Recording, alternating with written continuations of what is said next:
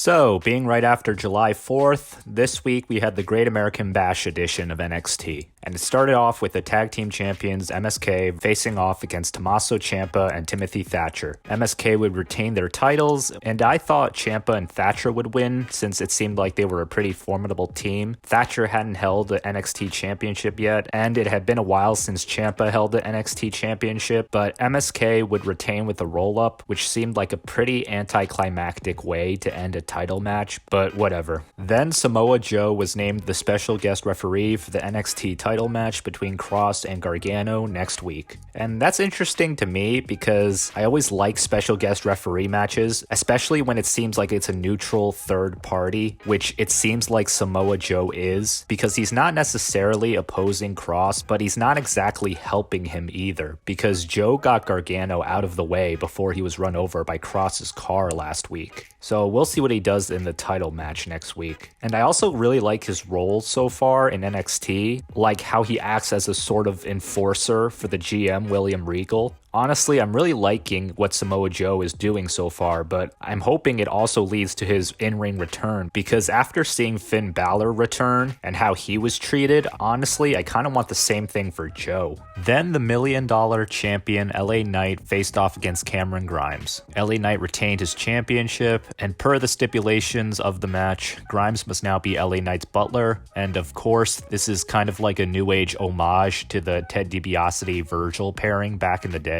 But I have to say, I've honestly kind of gotten tired of Butler storylines because this is definitely not the first one. Remember when Cena had to serve the Nexus? Remember when Brie had to work for her sister Nikki? So we'll see where they go with this. Then Shirai and Zoe Stark defeated the NXT Women's Tag Team Champions The Way to become the new champs. And during the match, my girl Tegan Nox would make her return and distracted Candice LeRae and Indy Hartwell long enough for Shirai and Zoe Stark to take advantage and become the new champions. And then the next segment was a segment that, in my opinion, just went on for way too long, because Hit Row came out with their new NXT North American champion Isaiah Swerve Scott, and they just kept dropping bars to the point where I just didn't even care anymore. I feel like this was definitely the lowest point, or at least the most pointless part of the show. It was just way too long, it didn't provide anything for the new champion, and I just did not care. I'm pretty sure Venom was on that night on another channel, and I seriously just watched that during this segment. And I would come back occasionally to see if the next segment was starting, but they just kept going on with it. So